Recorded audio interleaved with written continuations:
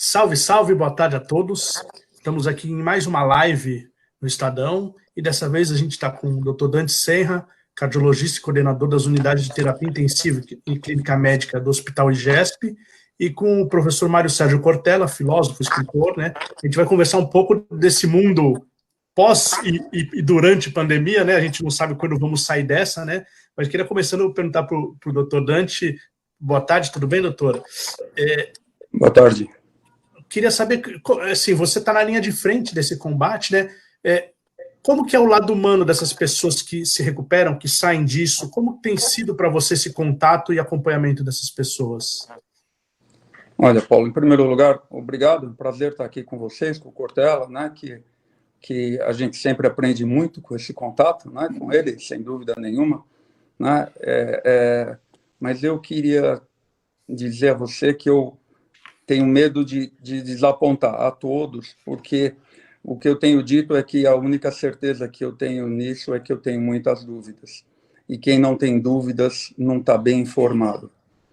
Isso porque alguma coisa caiu sobre nós, e se antes a gente não sabia muito bem para onde a gente estava indo, hoje a gente não sabe nem onde a gente está nesse mundo, né? E nós estamos dormindo num mundo, acordamos em outro, né?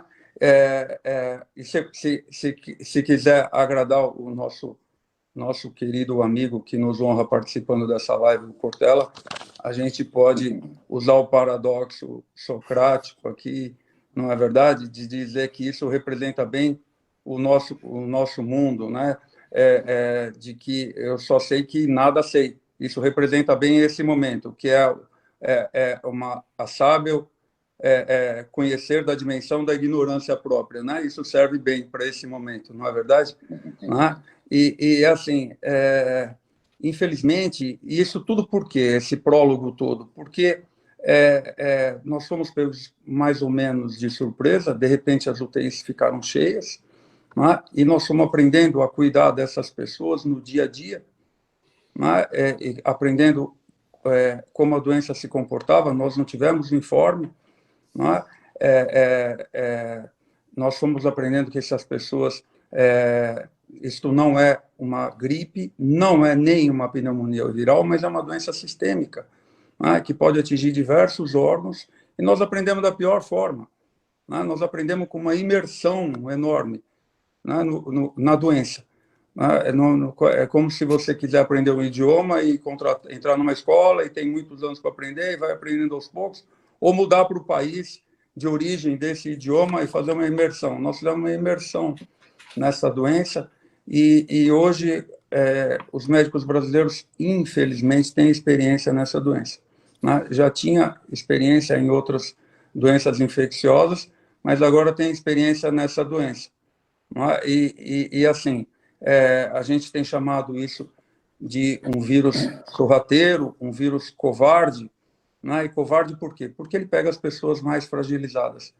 Mas sempre foi assim, né? A gripe espanhola atingia os jovens na Europa porque foi durante a guerra e eles estavam fragilizados, doentes, mal nutridos, né? E eu espero, tenho dito sempre isso, que essa seja um legado dessa doença, que as pessoas percebam que as pessoas que chegaram nesse momento com uma condição pior de saúde, com seu diabetes descontrolado, com a sua pressão descontrolada, com acima do peso, tiveram uma pior condição de enfrentamento da doença. E quando a gente diz que tem a notícia de que a pessoa, para responder mais objetivamente a sua pergunta, quando a gente diz que nós tivemos a notícia de que alguém está curado, a gente não tem certeza se ele se recuperou completamente de todos os sintomas. Depende da intensidade que ele foi acometido pela doença, que também é uma coisa variável e quase que uma incógnita para nós. Eu aproveito, já emendo uma pergunta para o Cortella, e é uma pergunta que veio da Marina Marim, né? Hoje recorde de agilidade nas perguntas, né? Tamanho interesse dessa conversa, falando se a gente vai ter um caos psicológico após essa pandemia. Quer dizer, a cabeça das pessoas, como que fica depois de uma situação dessa? Olha, Paulo, aquilo que o Dr. Dante levantou tão bem, quer dizer, existe uma série de lacunas em relação às capacidades que a ciência tem, né, nesse momento, em relação a esse novo, né, modo de aproximação em relação a nós, humanas e humanos. No entanto, né, haverá traumas, como já há, haverá cicatrizes, como já há, e sem dúvida haverá uma das coisas mais perigosas, que são lutos muito fortes, não só da perda de pessoas, perda de emprego, perda de condição econômica, perda, né, de convivência. E na área de educação escolar, que é a minha área também, uma das preocupações maiores nossas no retorno eventual, né, atividade dentro da escola, não é necessariamente o conteúdo escolar, mas como essas crianças chegarão depois de alguns meses. Todos nós temos pessoas à nossa volta vivendo lutos variados de várias coisas. No entanto, quando o Dr. Dante fala em relação àquilo que a ciência conhece e desconhece, tem algo que é muito marcante, Paula, nesse momento. Nós estávamos habituados a uma resposta científica muito imediata, muito veloz. Nós estamos habituados, no mundo da tecnologia, a encontrar problemas e rapidamente ter alternativa de saída. De repente, né, fazia tempo que a gente não se deparava com um vírus que tivesse uma capacidade, né, tão expansiva em relação a isso e que desafia, sim, né, o conhecimento científico. É só lembrar que quando o HIV aparece em 1982, né, até hoje nós conseguimos controles, nós conseguimos maneiras de, né, lidar com os efeitos que ele carrega, mas nós ainda não temos uma vacina, nós ainda temos de tomar cautelas. Isso significa que coisas que aconteceram há quase 40 anos ainda estão no nosso horizonte. Eu acho que uma lição de humildade, né, Paulo, muito forte, porque o impacto psicológico é que eu acho. Aí a frase que eu queria usar para fechar, né, nós estamos muito mais ofendidos com a incapacidade da ciência dar uma resposta que a gente achava que ela conseguiria sem dificuldade, e aquele fato surpresos. A gente está meio indignado, né, que não tenha venda, o que é uma má situação. Não adianta eu ser anticientífico. Por exemplo, eu não posso apelar para aquilo que é supersticioso ou que não tem comprovação. A ciência não pode ir colocando no circuito, o doutor Dante sempre fala disso, coisas que não tenham valibilidade. Exemplo, só sobrevive bem ao Covid pessoas que usam barba, certo? Por exemplo, nós somos 3 pessoas aqui, vivos, ainda bem, os 3 usamos barba. Isso é uma comprovação de que quem usa barba, né, não tem Covid? Claro que não. Isso é uma comprovação de que nós 3 usamos barba. Para que se possa dizer que quem usa barba fica isento, né, da contaminação, era preciso tempo, estudo, replicação, retorno, tira a barba, põe a barba, deixa crescer. Isto é, um tempo que nós não gostamos tanto. Paulo, você permite, Paulo? Claro. Tá bom. É assim, Cortella, com todo o carinho e respeito, não vamos ser injustos com a ciência. Nós estamos correndo com as vacinas nunca em tempo tão exíguo, né? Hoje, nós temos promessa de inúmeras vacinas ainda esse ano, né? E isso é um recorde na humanidade. E do ponto de vista emocional, porque tempo é um luxo que nós não temos nesse momento, não é verdade? Do ponto de vista emocional, Paulo, eu tenho dito que todos nós estamos contaminados, né? Quer dizer, se não pelo vírus, né, contaminados emocionalmente, né? E a travessia por esse momento é uma travessia dolorosa, sem dúvida, e cada um vai fazê-la com os recursos que tem. Recursos financeiros, recursos emocionais. Então, o status emocional que você tinha antes dessa pandemia, ela é determinante no enfrentamento dela agora. Quer dizer, se você já tinha uma tendência à depressão, se você já tinha estava ali se equilibrando, a ansiedade, né, eu tenho dito que a epidemia chutou o calço da mesa. E todos nós desequilibramos de uma certa forma, não é? E assim, eu tenho recebido uma média de 50 mensagens por dia, as pessoas dizendo: oh, Dante, eu não estou normal. Eu digo: olha, então, bem-vindo ao mundo, você e outras 7 bilhões de pessoas. Talvez o Dalai Lama, ou aqueles 2 astronautas que saíram nessa missão espacial recente, provavelmente nem eles, porque eles deixaram seus familiares aqui e também estão muito angustiados. E a quarentena, que a gente romanticamente dizia, vamos aproveitar para quem pode, né, para quem tem essa oportunidade, quem tem esse privilégio de poder ficar em casa, né, eu mesmo repeti isso inúmeras vezes, vamos aproveitar para tentar exercer uma atividade que nós sempre quisemos e não conseguimos, botar a nossa leitura em dia, aprender um outro idioma, aprender um instrumento, mas isso não foi possível, porque este tempo, para a maioria das pessoas, pelo menos, esse tempo não foi livre, esse tempo já estava ocupado pela angústia, pela ansiedade, pela depressão, e com isso as pessoas não conseguiram ter produtividade. Não é? A ansiedade dobrou em todo mundo, e eu digo para as pessoas, estar normal em tempos de anormalidade não é normal. Então, você está bem. Não é? Só que as pessoas têm insônia, têm angústias, e essa é uma cicatriz que nós vamos levar ao longo do tempo, e a gente tem que aprender, de alguma forma, a tirar proveito disso. É legal que você comentou, porque assim, o Edson Campelo falou que divórcios aumentaram 50%, Ana Maria Valente Santos falando que está complicado mesmo para todo mundo. Não sei se, doutor, se você puder abaixar um pouco o volume do seu áudio, que eu acho que vaza quando a gente fala, e aí está um chiado de fundo, mas é pouca coisa. E aí eu queria emendar com o Cortella, falando assim, que dá para aproveitar esse período? Porque assim, é difícil mesmo, né? Todo mundo estressado, ansiedade, não sabe, as crianças não sabem quando vão voltar para a escola, e se vão voltar, como que vai ser, os adultos não sabem se o futuro do trabalho, do emprego, o que tirar de proveito desse momento? Assim, é possível ter serenidade? Olha, é muito difícil, como o doutor Dante dizia, a serenidade ela terá que ser eventual. Afinal de contas, nós não ficamos em estado de agonia o tempo todo, mas não ficamos ausentes da agonia também o tempo todo.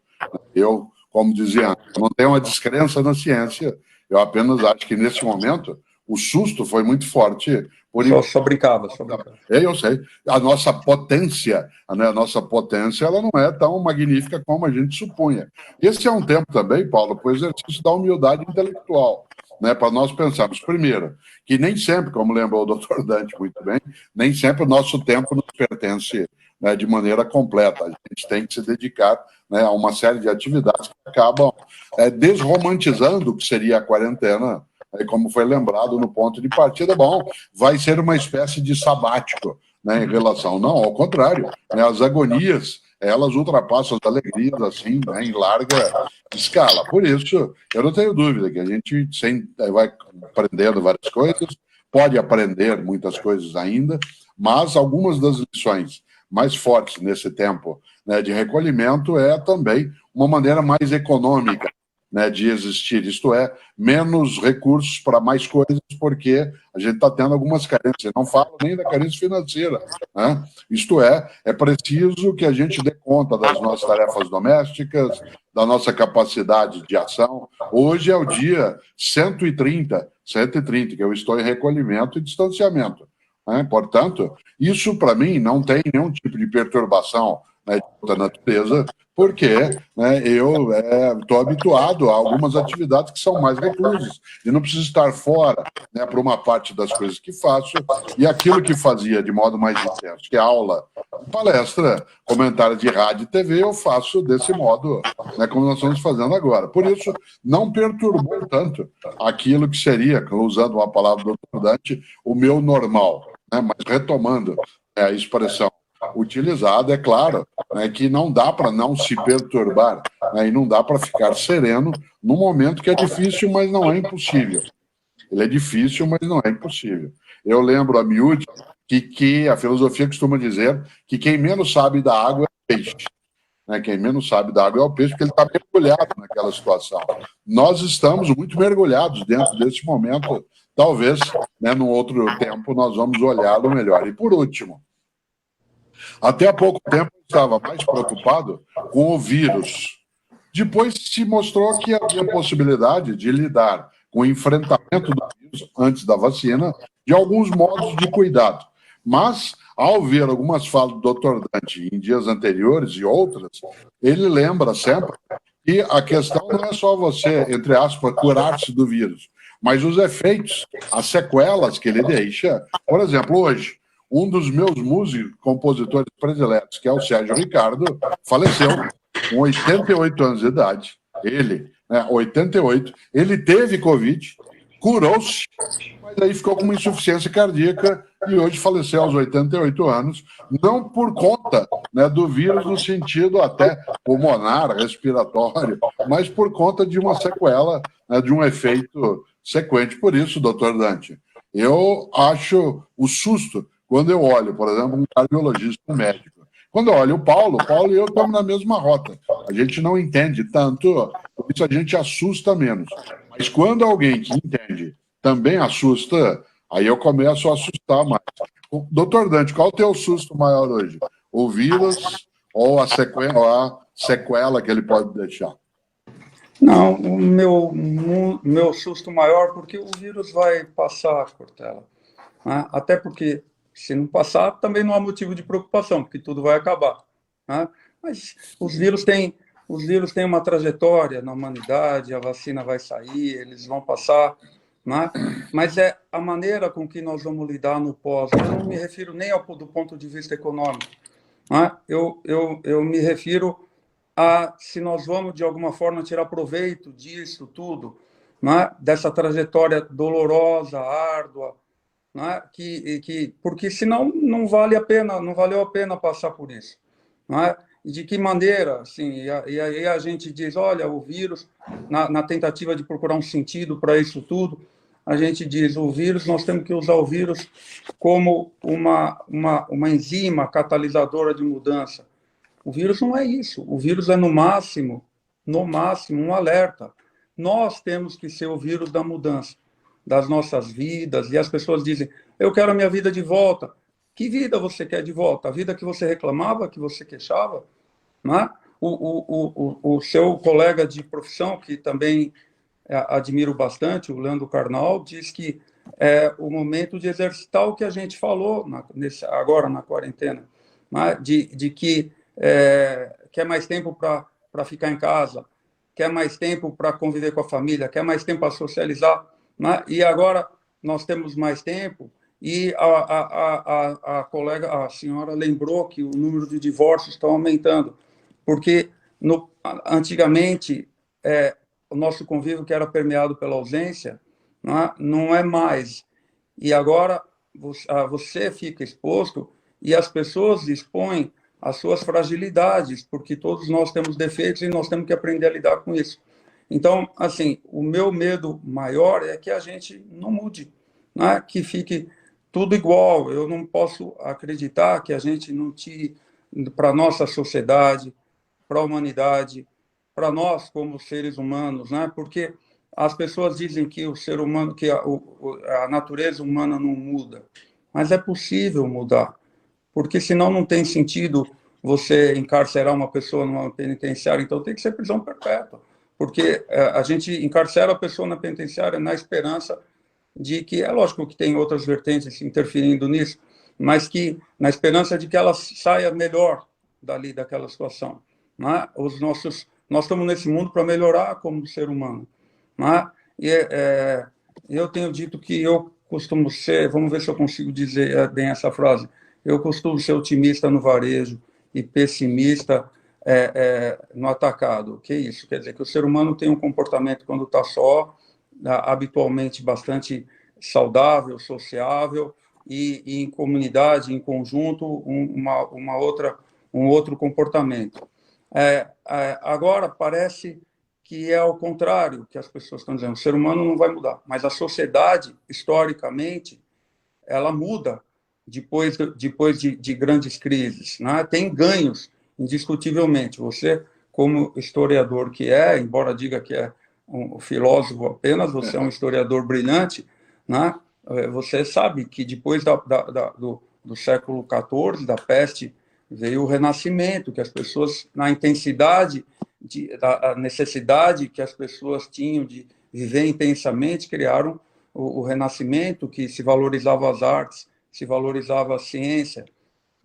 Eu acho que a ciência vai ser valorizada, sem dúvida nenhuma, mais ainda, mas é preciso que a gente tenha uma mudança comportamental e social. E esse é o meu maior medo, que as coisas voltem a ser como eram, volte a ser normal, e as pessoas querem a vida normal, só que o normal, né, era ruim, né, porque a gente não tinha um olhar para as fragilidades das pessoas sociais, nem pessoal, nem da nossa sociedade. Paulo, você sabe que essa fala do Dr. Dante me lembrou uma coisa especial. Outro dia até, né, numa conversa no Estadão, eu falava disso. Um colega do Dr. Dante, que já faleceu há muito tempo, morreu em 1967. Aliás, por curiosidade, um mineiro nascido em Cordisburgo, né, na cidade do Coração, né, o grande Guimarães Rosa, ele, lá no seu Grande Sertão Veredas, ele insiste várias vezes que Reobaldo usasse uma frase que é: viver é muito perigoso, viver é muito perigoso. Acaba em morte. Tem um momento que ele diz, só uma vez ele diz isso, né, viver é muito perigoso, sempre acaba em morte. E é interessante porque o mesmo Guimarães, mas não, né, no Grande Sertão, usa uma expressão que a fala do Dr. Dante agora veio à minha cabeça nisso, porque Guimarães começa a trabalhar no prefácio de uma das suas obras uma frase caipira. Eu sou caipira de Londrina, no Paraná, estou em São Paulo há 52 anos, mas o caipira costuma dizer que o sapo não pula por boniteza, pula por precisão, né? E é assim mesmo que se fala, né? O sapo não pula por boniteza, ele pula por precisão, porque é necessário. Por isso, essa fala, né, mais animadora, né, que o Dr. Dante traz, ela poderá, eu acho que ter sim esse impulso em relação a algumas mudanças, né, menos por boniteza e mais por necessidade, porque não haverá alternativa se assim não for, né? Tem uma, se você permitir, que eu gosto muito do Guimarães Rosa, quando ele diz que foi preciso morrer para provar que estava vivo, né? Quer dizer, que a vida correu de forma insignificante, isso a gente não pode permitir. Toda vida tem valor, mas ela tem que ter um objetivo, né? Ela tem que ter uma razão de ser, né? E a razão de ser é melhorar como ser humano. E a melhorar como ser humano é também melhorar a sociedade. A tendência, depois disso, dessa história toda, é que a sociedade melhore, que a gente tenha um outro olhar para as mazelas sociais, para as favelas, para as pessoas que vivem em exclusão social. Mas tendência não é destino, né? É preciso que nós façamos isso acontecer. Não, o vírus não vai fazer isso por nós, o vírus vai expor a fragilidade humana e a fragilidade da sociedade, né, que já está fazendo isso de uma forma. Fragilidade essa que nós nos acostumamos como normal, a ver como normal, né? Nós nos acostumamos a viver como pessoas que vivem em absoluta... 12 milhões de pessoas vivem no Brasil em exclusão social, nas favelas, em aglomerados, né? E mais uma previsão que nós erramos. Outro dia, a moça de uma rede de TV me convidou para falar sobre, acho que eu lhe disse isso, sobre a evolução da curva do coronavírus. Eu disse, querida, eu errei todas as previsões, entendeu? E não fui eu que errei. Todo mundo errou, porque depende do comportamento da sociedade. Mas uma que eu errei com muita expressão, com muita força, foi que eu fiz parte do coro das pessoas que acreditavam que a hora que a pandemia chegasse nas comunidades ia ser uma tragédia enorme, porque as pessoas não têm água potável, as pessoas não têm acesso a saneamento básico, apesar de que, mesmo fora dali, só 50% da nossa população no Brasil tem, e a gente aceitou isso como normal, como comum, né? As comunidades no Rio de Janeiro viraram folclore, é bonito, tem tour lá dentro para ver como as pessoas vivem, né? Eu achava que a hora que chegasse ali ia ter uma enorme tragédia. E aí, o que aconteceu, para nossa surpresa, eles se organizaram, porque sabem que não podiam contar com o poder público, nunca contaram, né? E eles se cuidaram uns dos outros, elegeram líderes, elegeram presidentes de rua, isolaram os seus contaminados, os seus contaminantes, as poucas doações, que a solidariedade é muito pequena para a necessidade nesse momento, elas foram distribuídas por esses líderes, alugaram ambulâncias, e sabe o que aconteceu? A mortalidade, por exemplo, aqui em Paraisópolis, é metade da mortalidade na sociedade, o que é uma coisa que nos orgulha, mas também nos envergonha, né, como sociedade. Até aproveitando o gancho dessa questão da curva e tal, e perguntando para o Cortella, a Cristiane Pantoja falou que assim, a gente está subindo a pandemia no Brasil, está em declínio. O fato de a gente não saber em que ponto da curva a gente está gera uma angústia maior ainda? Sim, porque há uma diferença entre previsão, que é isso que o doutor Dante dizia agora, que algumas das que fez, elas não se realizaram, e adivinhação. Ciência não é adivinhação, ciência é previsão a partir de uma tendência, a partir de um histórico anterior, a partir daquilo que é a comprovação, né, de fatos que se passaram. E, claro, essa indefinição, né, quando eu estava pela última vez, Paulo, a última vez que eu saí à rua foi no dia 15 de março, né, saí a pé, dia 15 de março, que eu fui ao programa do Faustão, ao Domingão, né, participar sem plateia, já não tinha plateia, mas não tinha nenhum óbito no Brasil ainda. Né? Foi no dia 15 de março, já havia pandemia, já havia contaminação, e ficamos ali, o Fausto, um infectologista e eu, no palco, conversando sobre esta pandemia que ali estava. A previsão, doutor Dante, naquele momento, no 15 de março, é que o pico ia ser em abril, lembra-se? E que depois haveria um declínio. Em abril se disse que não, que seria em maio. E aí não aconteceu. Não, seria em junho, seria em julho. Eu acho que esse tipo, né, de imprecisão, e porque o vírus tem seus caminhos, e porque o país é um continente, Perfeito. há várias pandemias, como já se disse várias vezes, não dá para dizer desse modo. Paulo, é tão estranho que eu saí no dia 15 de março, e ontem eu saí mascarado, com a máscara e com uma viseira, porque eu tive que ir ao meu dentista, que fica de onde eu moro, eu fui a pé. É estranho você observar o que está à volta, o que tem, né? Eu imaginei que esta saída a pé, ela aconteceria há 3 meses. Agora eu começo a achar que vai ser, eu começo a jogar mais adiante. Eu começo a achar que vai ser em outubro, depois talvez janeiro, né? Isto é, esse modo mais regularizado de estar. Por isso, sem dúvida, né, essa incerteza da própria ciência, mas a ciência não é infalível, ela só é menos falível que eu, né? Ela não é infalível, mas ainda assim, né, todos os procedimentos usados, eles ainda não nos garantem que a gente tem uma previsibilidade. Eu digo também com frequência, né, que a gente teme muito aquilo que a gente não enxerga. Né? Nós temos um temor grande por aquilo que a gente não enxerga. E, de repente, ontem, eu, enquanto caminhava da minha casa até o local do dentista e voltava, eu não enxergava o vírus. Eu enxergava pessoas que poderiam ser, né, vetores de transmissão, como eu poderia ser. Olhava o chão, nada via. Olhava em volta, nada via. É uma coisa, ela não é nem metafísica, ela é fantasmagórica. Né? Eu não sei como é que os médicos, como é o caso do Dr. Dante, podem nos dar um pouco de tranquilidade nisso. Não, a tranquilidade é no sentido de que a gente tem possivelmente vamos ter várias ondas disso, mas costumam ser ondas menores. A segunda onda costuma ser menor, né, historicamente.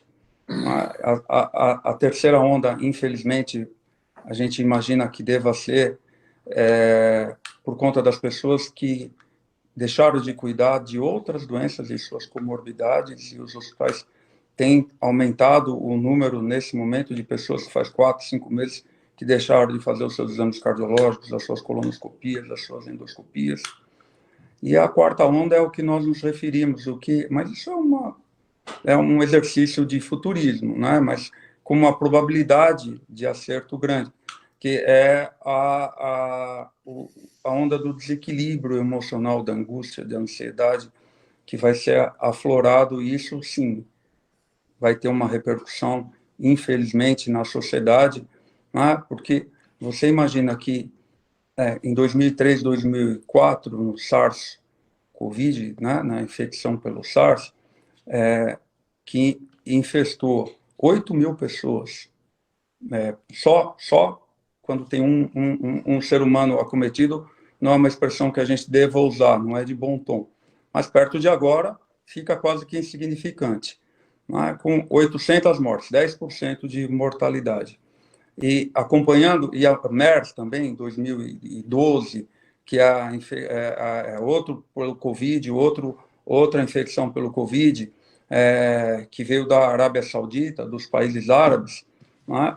Essas pessoas tiveram, ao longo dos anos que vieram depois da infecção aguda, mais complicações de saúde.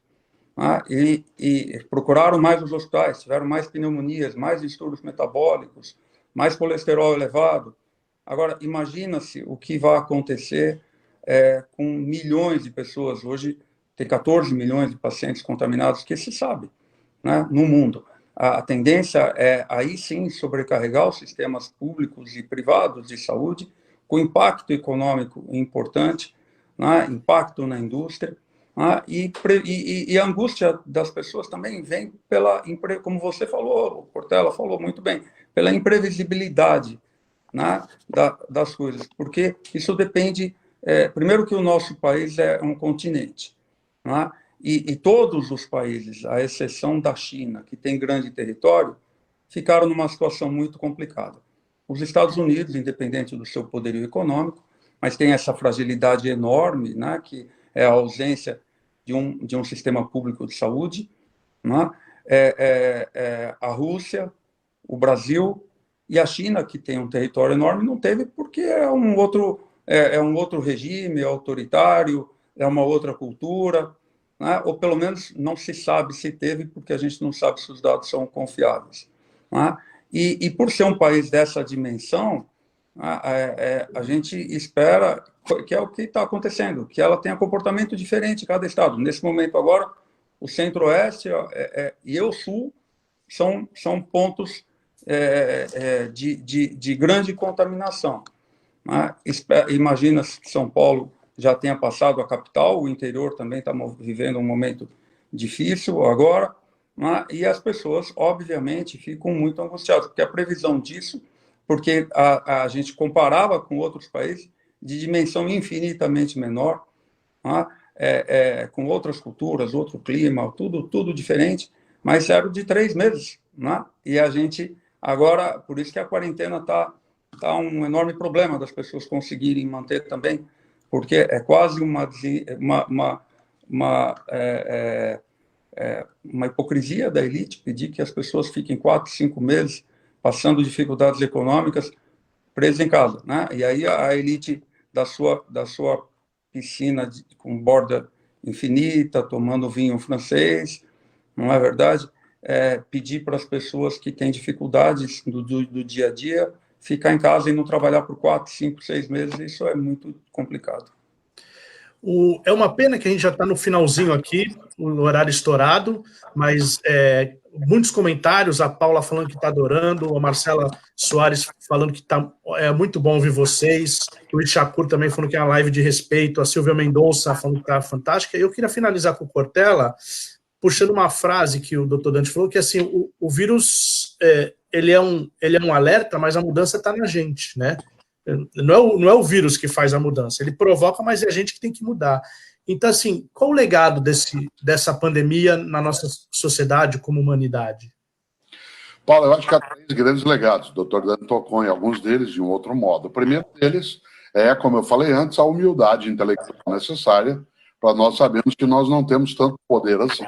E que, às vezes, o nosso poder militar, nosso poder econômico, o nosso poder de natureza tecnológica, ele encontra barreiras em relação ao seu exercício, especialmente se nós abandonarmos as pessoas que têm um adensamento do sofrimento muito superior a de boa parte daqueles que, como eu, não tem essa urgência que o doutor Dante lembrou agora, de estar de novo num circuito exposto. Segundo, além da humildade, também a noção da cooperação, do trabalho coletivo. Veja que o esforço da ciência, de modo cooperado, inclusive com o apoio da indústria, que tem os seus modos de interesse que não sempre coincidem com aquilo que é o geral, porque a natureza dela é de outra forma, ainda assim essa cooperação está acelerando, não no tempo que você e eu, que somos amigos, gostaríamos, mas está acelerando tempos e modos para colocar no circuito maneiras de bloquear a expansão maior ainda do vírus. E terceiro e último,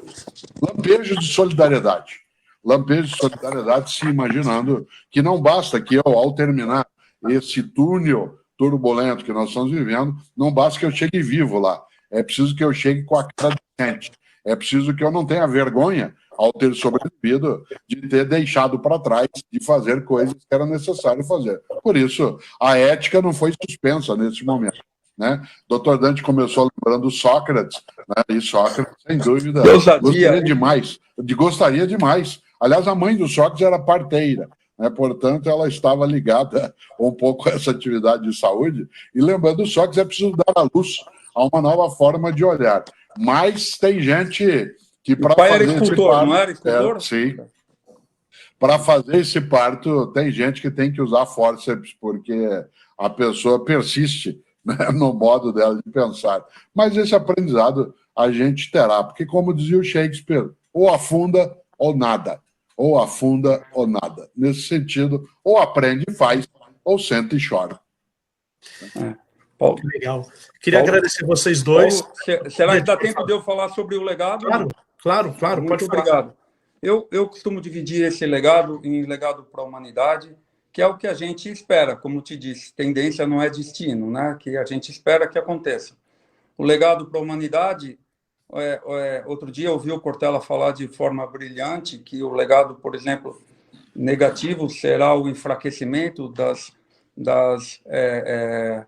organizações unilaterais, como a OMS, que perdeu um pouco do protagonismo, tamanho essas previsões equivocadas, né, como guardião da nossa saúde e o enfraquecimento dessas organizações. O outro é que eu ouvi o ministro Mandetta falar recentemente, e que não dá mais para você concentrar insumos e medicamentos em um único país. É preciso que haja uma distribuição diferente, até para ser mais igualitário na distribuição, né? E o terceiro é que eu espero um mundo em que o valor, o progresso, seja medido não pelo PIB, mas pela qualidade de vida da sua população. Do ponto de vista pessoal, esse que eu já falei, é que a gente imagina e gostaria que as pessoas valorizassem a sua saúde, não só o seu sistema público de saúde, que este será um legado para a sociedade, se ele for valorizado, que de alguma forma ele já é mais respeitado, ele foi fundamental nesse momento. Nós temos um sistema público que se propõe, e o faz, a cuidar de todas as pessoas na sua integralidade, né? Mas é preciso que as pessoas valorizem a sua condição de saúde, porque esta não é a primeira e nem a pior, mas infelizmente não vai ser a última pandemia que nós vamos sofrer. E a gente precisa estar em condição de saúde para enfrentar de forma mais competente as próximas pandemias, as próximas situações de crise que vão aparecer, vão exigir da gente algum preparo. E do ponto de vista social, a gente espera, de fato, em que a gente consiga ter uma sociedade um pouco mais igualitária, né? Porque o ser humano perceba que nós somos, obviamente, somos todos diferentes, mas não somos desiguais, né? E que as pessoas têm direito a ter uma condição digna de vida, de moradia, né? Não dá mais para a gente conviver com distorções sociais como a Cracolândia, aqui no centro de São Paulo, né? E a gente fingir que não é com a gente. Não dá mais para aceitar 50% de saneamento básico. Agora tem uma outra tentativa, vamos ver se isso acontece, se isso ocorre de fato. Não dá mais para a gente aceitar 12 milhões de pessoas vivendo de exclusão social, no centro de grandes capitais do Brasil. No Rio de Janeiro, a favela da Rocinha, a maior favela do mundo, fica entre a Gávea e São Conrado, que são 2 bairros nobres. Aqui, Paraisópolis fica no Morumbi. E a gente se acostumou a conviver com isso, se acostumou a não ter local para as pessoas internarem no sistema público de saúde, a esperar meses por uma consulta médica, e dizer que é o sistema e que é normal.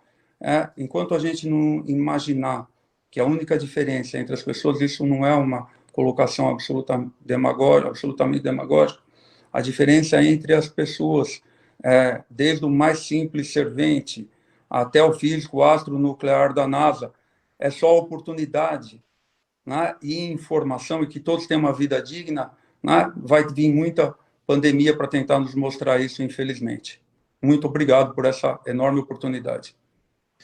De nada, que é isso, imagine. Obrigado vocês pela gentileza e o carinho com o Estadão. Eu falei aqui com o Dr. Dante Serra, cardiologista e coordenador das unidades de terapia intensiva e clínica médica do Hospital IGESP, e com o professor Mário Sérgio Cortella, filósofo e escritor. Eu sou o Paulo Fávero, essa é a live do Estadão. Quem não conseguiu pegar ela inteira vai estar aqui no Facebook do Estadão, pode ir lá rever, chamar os amigos para assistir. E obrigado mesmo pela presença. A gente volta semana que vem com mais lives aqui, tá bom? Muito obrigado.